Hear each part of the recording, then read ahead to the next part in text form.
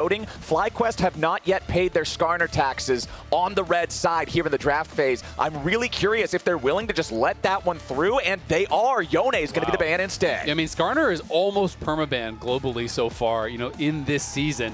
It is going to be left up, and it is going to be grabbed immediately. Something that Europe uses a lot into the Skarner is Ivern, because your root collar is really good against it, and anything that you can use to try and stop Skarner in the E is definitely very necessary when you're playing against this champion. But even so, everyone still prefers the Skarner. It's just so good at ganking, so good at making engages, and you can just rush Heartsteel, so you get incredibly tanky very early on. So even in the face of Ivern, with your root collar, with your Daisy, with your shields for your team, and trying to have a good 5-on-5 setup and be able to kite back, it is still fairly scary. But the Ivern is a great call out, because it is a strong matchup into the Skarner, but also because FlyQuest used this to so much success last year in Summer Split, where it started having to just be chain banned against Inspired because they were playing these 2-threat comps, utilizing Quad and Massu, who are so good for the team, as these 2 major carries, and just buffing them up and protecting them with that Ivern.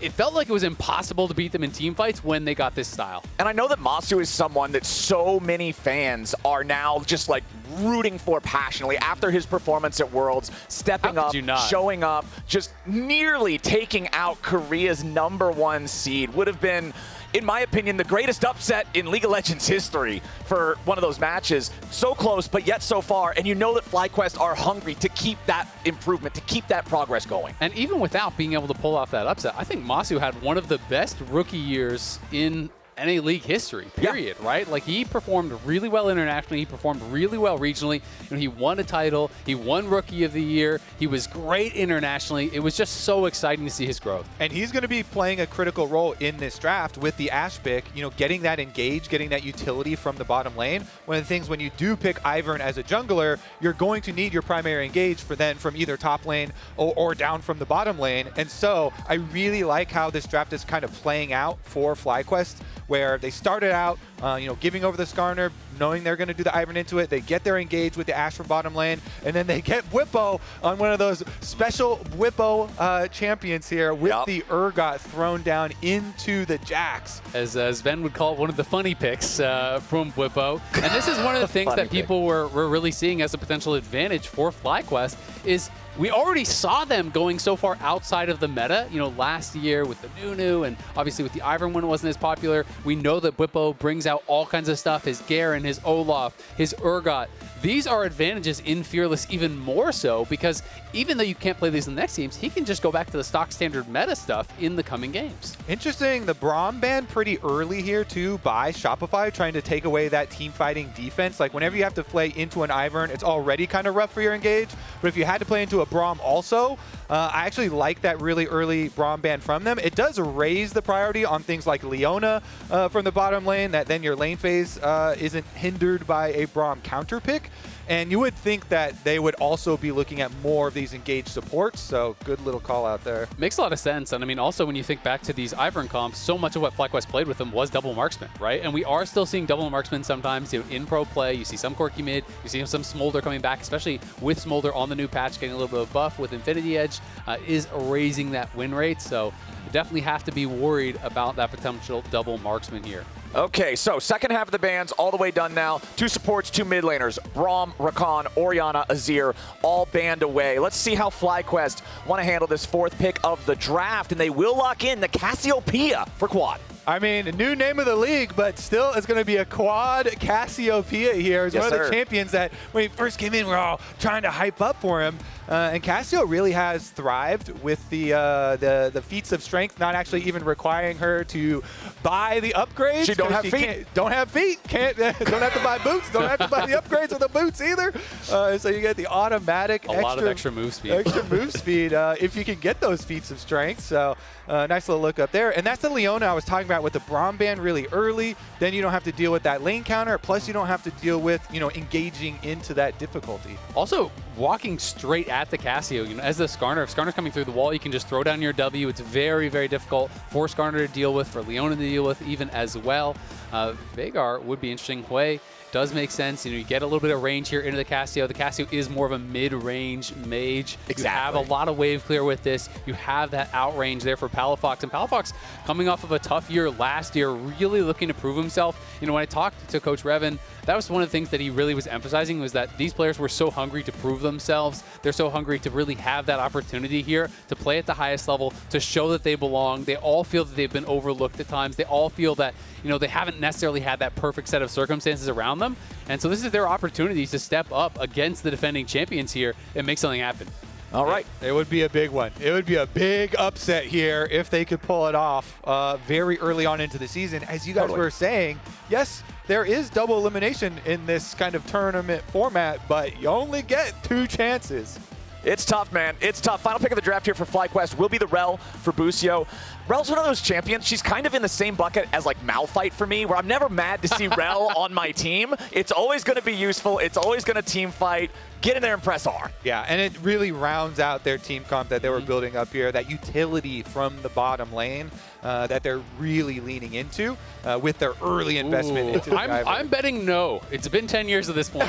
Also, if the cat was going to happen, the cat would have happened. I need to go There's check no more the date. episodes of LCS. I got to go check the date on the original Cat for Kobe tweet. It's been a long time. Watch these players play, Flowers, because you can have the really high highs, but you can also have the really low lows and the blunders. So very excited to see, you've got returning Fudge, returning to the league. Contractz and Palafox kind of getting picked up and like salvaged, staying in the league here, managing to find a new team. Let's see if they've got that magic that they had on energy. We know, Shopify is a team that has that incredibly high. These guys are championship winners, right? Yeah. And Shopify has not been in the league for that long. They have had a little bit of a journey. They did join last year. And last year, obviously, was not the kind of results that they would have wanted to go for. Had a pretty disappointing finish. But, they've been able to kind of retool, change the roster coming into this year. And they've really been looking to try to build on that, to try to move forward here. And they have this exciting new sponsorship and this new partnership where Ludwig and Moist Critical both came in. They're now co-owners of the eSports org there. And that, I think, alone has really developed a lot of excitement, a lot of hype around this team. Yeah. It's huge, right? You get some of these big content creators, these guys who are involved in more than just the League of Legends sphere, that have all sorts of fandom coming in from different places, and it gets people excited to cheer for a team that they might not have otherwise known about, that they might not have otherwise been invested in. But we are going to see a lane swap here, nice and early. Shopify Rebellion sending Zeyzal and Bvoy up there to the top side. Bwipo's going to have to deal with that. Meanwhile, Fudge enjoying the lane swap experience down there in the bottom lane. Yeah, the lane swaps, the changes this season, of course, they did reduce like the damage reduction on the mid and top tower, but they also increased the damage that towers do, so they made it harder to dive.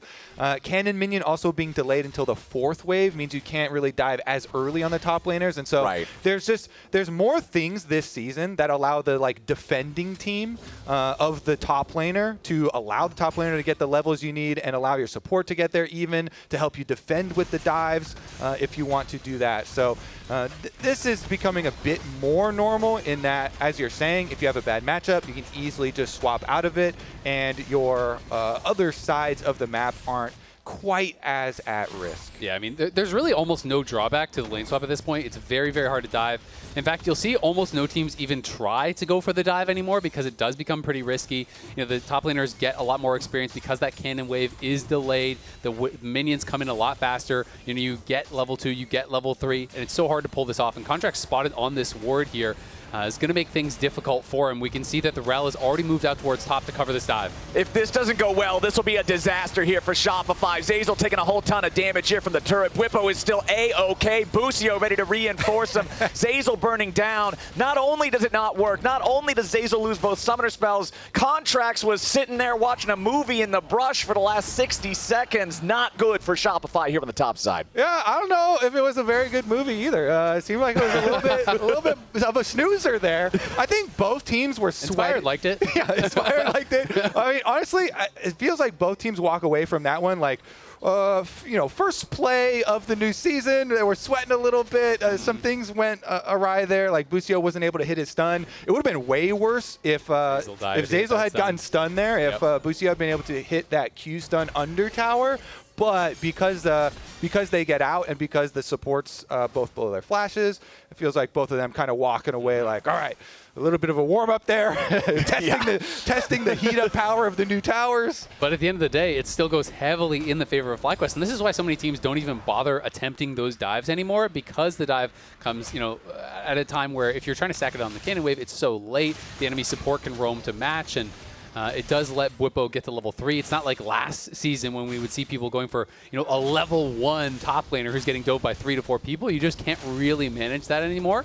So Bwipo does survive. He has a little bit of an experience lead, has a little bit of a gold lead, but critically it's Inspired who just got to power farm, got to have his way on the map. And it's really interesting too, because when you hear Bwipo talk a lot about some of his specialty picks, he'll talk about his Urgot scaling and his Olaf scaling, and we've seen him love to be like this mid-game frontline with Asterix Gauge, and when he's got an Ivern on his team, even on Urgot, on basically anything, we saw a lot of Renekton too, where he charges in and starts out a lot of these fights when he has the survivability of those extra shields from items as well as his teammates to go in on. Yeah, 2v2 up here in the top side, but most of the damage absorbed by the tanky supports, so not really anything too crazy happening. Inspired is pathing up towards the top side of the map yet again as Fudge wants to brawl with Bwipo a little bit down here in the bottom lane. Isn't going to get the stun with the counter-strike, so Bwipo's still just fine himself. We have the Grubs are going to be spawning here in the next 15 seconds with control over the top lane belonging to FlyQuest. We'll see if they want to try to make anything happen here. No, Inspired is hanging around, but they're fine. Yeah, and Shopify is just looking to make plays on the other side of the map here, trying to see if they can find an angle to threaten, because Grubs are spawning on top side. That's why the bot lanes are up towards that top side. But having seen Contractz down here, it's going to be an easy start for Inspired. He knows there's not going to be any sort of a contest.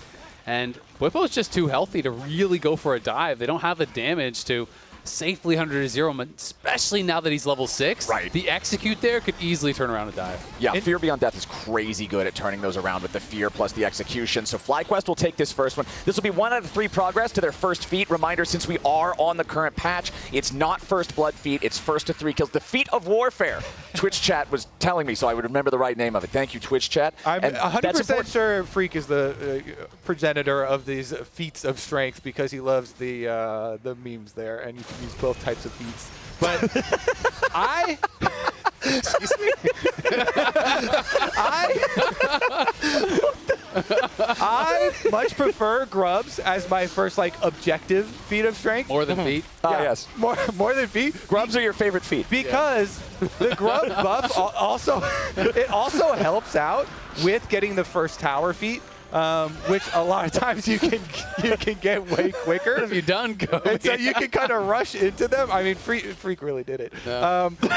You can really rush to training them. And some of the changes on this patch, because we are on the live patch, that I really do like, is changing the first blood one to the first 3 kills. That was a really good change. And so I find a lot of the times it does kind of pivot on who can rush down for first tower. And so if you've been trading the Grubs for dragons early on, it just also helps you kind of domino effect snowball on that one. Well, the nice part for FlyQuest, looks like we've got first Grubs and first Drake for their side. That's a pretty bad news here for Shopify early on. They're down in objectives. They're at least even on gold after the botched attempt of the turret dive in the top lane alongside Contractz spending all of the time in the brush looking to set that up. And now Shopify does have an angle here in the enemy jungle, looking to control this red buff area before the second spawn of that lesser neutral objective. Inspired wanted to plant the grove there on his chickens, but will not be around to reap the rewards, as Shopify will guarantee that Contractz can steal that camp away. Yeah, honestly, like the pace of this game for FlyQuest, cruising right along to their very strong 5-on-5 setup that they're going to have. A little bit of a play up here, just gets the cleanse out though.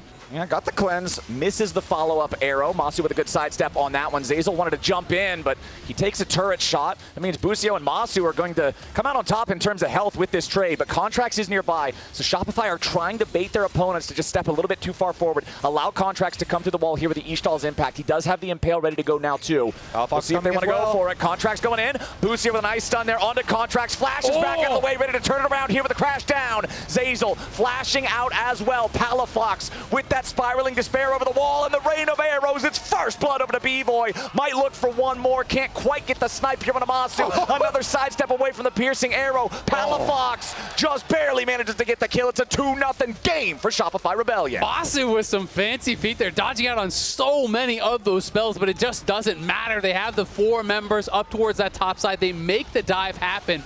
They don't just get first blood, they get 2 kills. Yes, there will be a bit of a cost to that as Inspired is forming some camps. They're going to lose a play mid to quad, and he's going to cover top now, but still great initial play there from Shopify. And I think it was very necessary. Like, it's starting to get to the point where we're a little bit That worried. counts. That's a hit. That is a hit, 100% right there. Put it on the board. We were starting to get a little bit worried about the ability there for FlyQuest just kind of playing their game. But here we go. And it's really the roam up from Palafox that makes the difference here. Yeah, absolutely. I really like the initial play there from Busio, though. The Shattering Strike on Contract coming over the wall, then flashes out of the ultimate, goes to the crash down, and that forced Contractz to flash out because had he been hit by that crash down, he would have been in the tower range and might have gone down first. And even with all the dodges from Massu, there's only so much space you can work with. Now, the really important thing is to analyze what's going to happen afterwards because of the deep wards that were also left in the jungle, because they did give up some priority there. Uh-oh, we're right back into the action, though, as they're locking up Massu. He doesn't have any summoner spells, but Busio with a beautiful counter-engage, and Bvoy is already down. Make it 2 dead on Shopify Rebellion. Make it FlyQuest, picking up the feat of warfare. 3-0 in that scrap. Oh, and it's going to be another objective the way of FlyQuest as well, Flowers. This timing is critical. Grubs' second pack will also go the way of FlyQuest.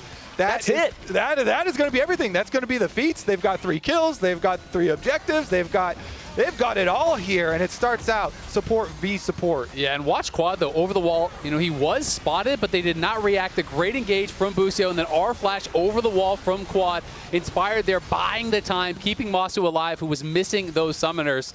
And they're getting the grubs. They're getting the plates on top side as well, as Bwipo has time to push in here.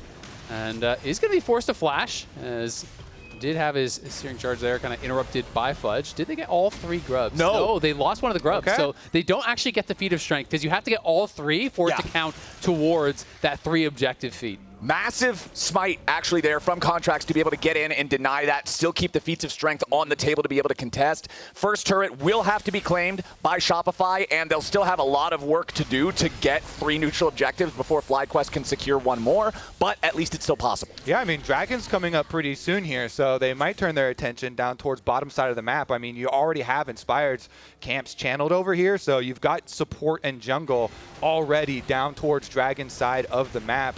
They might want to just keep this action rolling. Quad's ultimate will be back. They don't have their critical flashes on their team, though, so maybe Palafox and Bvoy, the carries here for Shopify, with their flashes, will be able to make something happen. But if they are unable to, FlyQuest will just keep on with their game plan here. They've got river control. They have very good vision setup. Yeah, I mean, it's interesting because it becomes kind of a bit about front to back, right? Because Massu and Quad don't have flashes, but none of the playmakers on Shopify's team have flashes either. Their carries are more safe, but it is very difficult to fight front to back against Inspired here on this Ivern. He already has the Moonstone. You can see a lot of key item completions are coming through, but Shopify does get push in mid, and for now, it looks like FlyQuest are content to just sit back. We got word that Moist Critical is watching, so I'm sure he's nervous right now because we're approaching probably a very critical fight for his team, and they're trying to move in and get some vision. Busio fighting back, as you're saying here, trying to clear that pathway out. Meanwhile, though, Inspired's taking this time, clears up towards top side, still remaining efficient here. On Ivern, sometimes it's a bit of a trap where you can easily just play to all your lanes and constantly play for all your teammates, and a lot of Iverns fall behind in CS, but he's actually kept his CS quite nice here and has the Moonstone already fully completed, which is a huge power boost for your team fights. I also really like Bvoy's first buy. You know, the Serpent's Fang, there's so many shields on this team. Obviously, there's the shields from the Ivern, but also the E on the Urgot. There's the shields on the Rell crash down. You know, it is going to be really, really effective here, and it's someone who can kind of easily apply it. Yeah, I like the adaptation for it. I also, when you're looking at the inventory, you can look in Contractz' items and see the Winter's approach going towards that Fimbulwinter is not as much early power as going for a straight-up health item early on. However, once you have it complete, the extra survivability, the shield spam in the fights can go a very long way, as the Dragon is going to be aggroed, but not fully committed to. And there you go. Turret plating has fallen. Much easier for either team to be able to claim the turret feat now. If FlyQuest does it, they instantly win the turret, the feats of strength battle. If Shopify does it, then we just continue on with the war over the neutral objectives. It is 2 minutes now until the Herald spawns, and we will see Otacon 6 minutes from now. I'll keep an eye on wherever the pit was. I didn't see which side it spawned on. Okay, it's up here on the top side. Top side Otacon. Yeah, and this tower is getting dangerously close to going down. Fudge is really trying to keep it alive, but he is getting chipped away at. You can also see quad pushed in bot. No one's responding to that. That tower is also low, so now Shopify is starting to get pulled apart a little bit because they're trying to defend first tower. They're also trying to defend that third objective from going down, but it looks like FlyQuest is going to be able to claim first tower on the top side. They're going to have to give that up. They will defend the bottom tier 1. But this is another little edge there for FlyQuest, and they do secure the feats of strength. And it just shows how big that scrap in mid was, because remember, Shopify did have the 2-0 kill lead. Now let's see how the fight breaks out. Arrow flies out from Massu. Busio ready to follow up the engage. Nice use of the Cassiopeia ulti from Quad. The shutdown credit goes over to Busio, and Palafox is already down. Zeyzal 2, Fudge flashing away as FlyQuest have already found 2 kills. Bwipo's going. Fear Beyond Death. First half hits Bvoy, but he pops the cleanse to get away. FlyQuest feeling great about it. 2 more kills and an extra Drake. But wait a second. That Drake was stolen away. The turret was what gets them the feats after all. The Drake isn't what's going to do it. Isaac, you already pointed that out, but I got so lost in the details, man. Turret at least gets it done. Lost in the feed. FlyQuest feeling good. Yeah, we're lost in the feeds. Contractz did the drive-by, the Skarner classic. Drove on in there. He was able to yoink the Dragon, but Flowers, they're still tremendously behind in the game and need to fight their way out. Zeyzal's going to try and do just that. Yeah, Zeyzal trying to buy time for the rest of the team to come in here and collapse on Bwipo. They've got a 4 versus 1. There's no way out. Bwipo wanted to try to maybe find a way to take Zeyzal with him, but it ain't going to happen. So good catch there from Shopify right as the Rift Herald spawns. But Zeyzal's very low, and they did commit multiple resources to that. Solar Flare, Chains of Corruption, pretty much everything. Let's take another look at the Dragon fight. All right, so here we're going to see Contractz drive in on the Skarner, do the drive-by. It's really annoying with Ivern Brush right there, but he was able to get vision, able to steal it away at the cost of all the teammates. And so the kind of giant gold advantage for FlyQuest that is building up, and their ability to force fights with their utility bottom lane here is going to be very problematic for Shopify to deal with for the next like 10 minutes. Seems like it's going to be very difficult because you have a lot of these neutral objectives spawning on the map in quick succession. Yeah. Otacon is not that far off. The 20-minute mark was fairly close for them. So FlyQuest should be able, as long as they continue to invest their vision resources up towards this top side of the map, continue to control a lot of these neutral objectives and try and use that big gold lead that they've already accrued to fight those team fights here and try and take away the comeback possibilities that Shopify have. And it looks like they just want to go for Bwipo again. He is pretty far up in the side lane here. And this is something that we've seen teams do in the past against FlyQuest, against Bwipo specifically, try to punish that aggressive play style that he has. But Bwipo's ready to turn it around. He knows he has backup coming to help him. Inspired and Massu here on the right side flank. Fudge having a leap back to Contractz, trying to continue his escape route. Bvoy ready to reinforce the Shopify lines. Fudge is down to 40%. Quad's ready to make the big flank come in, but Bwipo might just be the first to die. He stays alive, barely. Massu also hanging on. Bwipo grabbing the first kill back against Fudge. FlyQuest, the health bars are low, but you'll call it calculated. 1-0. Nicely done there by FlyQuest. Quad just drew so much attention in the backline. So many members from Shopify were having to deal with him that it bought time for the rest of the FlyQuest team to be able to knock down that front line. Bwipo just turns, immediately starts fighting. They had TPs coming in from both sides. Both Palafox and Quad do arrive. You can see the arrow comes in from Massu, forcing out the flash from Zeyzal. And then this is where Quad gets into the backline, and all of Shopify is really just pushed back, trying to deal with this Cassio. And look how low Bwipo gets, but he's able to E and flash his way out, just barely surviving as you're talking about Quad then flashing out as well. So a little give and take there on the front line / the back line here. And FlyQuest both inspired, flashing out when he had that Hwei ultimate on him, able to take away that danger from the rest of the team. And then Quad able to survive as well, ensures that FlyQuest will still retain control of the top side of the map. And Bvoy has no flash now because in that replay you saw the damage. Quad hit Bvoy with 1 Q and 2 Serpent Fangs, took him down to below half HP. And you can see Inspired talking about Fudge. I believe this was from Pros, talking about how he felt that Bwipo destroyed him and was the one that kind of made him lose his spot. Fudge didn't really agree in the pre-match interview, but Bwipo, just such an exciting player to watch because he has such a defined playstyle, right? He's really going to play his game, and sometimes he has a very different view on how the game should be played than other top laners. Meanwhile, the team fight looking very good for FlyQuest. We've got double items for Inspired now. The Redemption has followed up the Moonstone, so even more of that security in your 5-on-5. And with the amount of CC on this team, this is what we are a little bit worried about for Shopify. So they have to continue to try and make picks on side lane.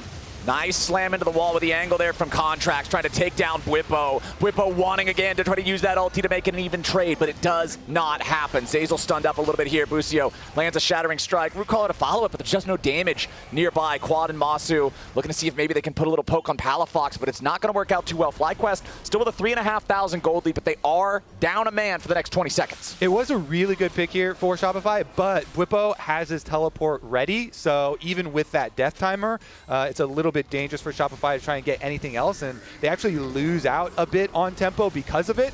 Early push in mid from Quad, and then Inspired drops the Rift Herald to try and finish off that mid turret, and you just transition your pressure from mid push into Dragon. Very classic macro here from FlyQuest, so even though they lose Bwipo, because of the fact he had TP, they are still able to get 2 objectives out of it. Speaking of objectives, Otacon now on the Rift, and it is Voracious Otacon. If y'all at home have trouble remembering that one, which one's which, remember that Voracious means hungry. If you're hungry, you're not full. You're not full power. You're not the big one. You're the little one. Voracious Otacon is the little one, and that means he is hungry. The hungry one gives you the GA. This is scary stuff. I think you were going to say you're hungry, so you eat the roses.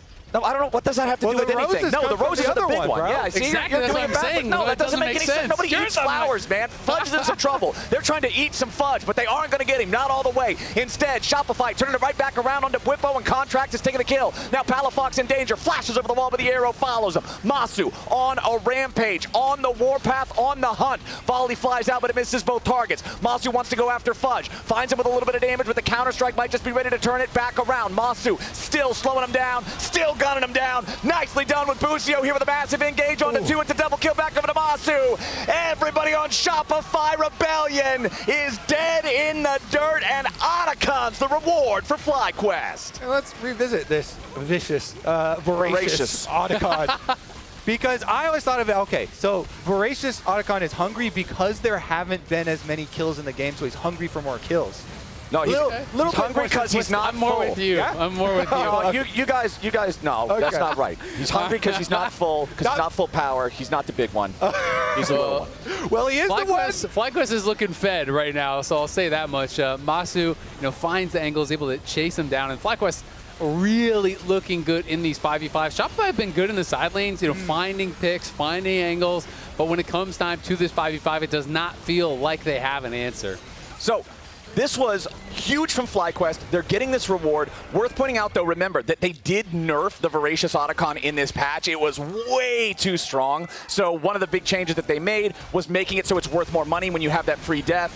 A little bit of a reminder of Massu's accomplishments last year. We already talked about his incredible rookie performance. Now here in this game, not slowing down at all. Bwipo finding himself a kill in a 1v3. Yeah, they might pick him off again, but it's not truly a kill as he just gets to withdraw. Busio also withdrawing. So 400 gold given over from both of those, but nobody actually dead as Massu just tearing through Contractz' health bar. Again, he's not afraid of dying. It doesn't matter. Redemption. Gonna keep him healed up anyway. They don't even lose the false life. Massu's going legendary 8, 1, and 4. He's nearly got twice as many kills as the whole damn Shopify team. Bwipo looking to cut off the escape route. Palafox fears him, but Palafox will be the only one getting away as Contractz drops. Massu still won't even lose the false life. It's and not fair. FlyQuest are making him look ridiculous. Finally, they at least remove the buff. They get that, and like you're saying, 200 gold now for trying to kill off those GAs, so that does feel a bit better. But, I mean, FlyQuest are just still showing the caliber of play that they showed at Worlds this year. There's a very similar style as well, building up a very good team fight, having the Ivern heals and shields. But take a look at Bwipo in the side lane. Because he had the GA, it's more than just going. It's like, what are they even doing? They send 3 at me. They throw a bunch of ults. And even though they get me, I'm 1 for 1, and I'm only worth 200 gold and a couple petals. I mean, that is the best feeling when you've been getting camped all game. They keep coming at you in the side lane, when they keep picking on you, and then you're able to turn it around in a 1v3 Huge. And kill the other top laner. Quad chasing down Contractz. He's in trouble. Yeah, Contractz, this is not where you want to be on that Skarner. Almost no way to get away from it. Easily done. Massu, Quad, Busio working together. That is a 1 and 4 Skarner. This power pick, this champion that we were surprised to see let through the draft on the red side, FlyQuest clearly had it figured out. They are not struggling against this at all. Yeah, they were already Ivern enjoyers, and so they really wanted to play into that side. It also does help, to have a lot of this counter engage from your Cassiopeia and then utility bottom lanes. Like we were saying, this is a lot of what FlyQuest were already doing really well last year, and they won the league. Yeah. A lot of people talking about scrims, early this year. We're saying much of the same here, where FlyQuest are kind of picking up where they left off last year, which was in first place. And I think this also plays a lot into kind of the new era of draft philosophy that you have to take with Fearless. If you're on red side and Skarner is normally this tax, this mandatory ban, if you're confident you can beat it, let it through the first game. All of a sudden, you don't have to worry about that automatic ban for the rest of the series, and your draft is much more flexible, much more freed up. Yeah, and so Skarner a lot too, especially like solo queue Skarner, but even pro play as well. The reason, well, let's see about the desperation play first, because this could be exciting. Okay. This Baron could die fast with Cassio and AShe this fed. Yeah, this is very scary for Shopify. They will. It's so hard to get in there. Yeah. Just keeping it leashed. They're just keeping it leashed with Daisy. The brush is also really annoying to deal with. You have to go in here. You're blind. The enemy team has just so much CC ready to counter you. And here we go. Busio in for the Magnet Storm on to 3. They follow it up with a Petrifying Gaze. Shopify tries to fall back, but they only fall down. Quad goes on a Rampage, and Massu's legendary. 3 dead bodies on Shopify, and it's about to be 4. Beautifully done by FlyQuest. It's Baron. It's a near ace right after. This has got to be just about the end of the game. What a fight from FlyQuest. They managed that so well, utilizing the Ivern ultimate, keeping the Baron leashed while 3 members kept Shopify at bay. They claim the Baron, they claim the fight. They're going to claim the first win of LTA history. FlyQuest is making this first game go exactly to expectations. They got the feats. They controlled the game from the very beginning. They had Shopify downloaded from draft, and now they're on the Nexus 26 minutes into the game, 19-5 on the board. FlyQuest are up 1-0. And 26.5 minutes on the clock. That was a fast one. And they were just able to really ramp up the pace in these team fights. They were so dominant in the 5v5. They crushed Shopify, it felt like, in every major team fight. Shopify had some good early action, able to find a dive on top side, able to pick on Bwipo a few times. But when it came time to set up for those objectives, to set up for the 5v5s, it just looked like FlyQuest, with that draft, untouchable. FlyQuest are also very creative. Both the coaching staff as well as the players. Inspired right there. When he came into the show match, he was all over Fearless. He loves, drafting weird things. So I'm excited to see now the continuation of this series with Fearless rules applied. I will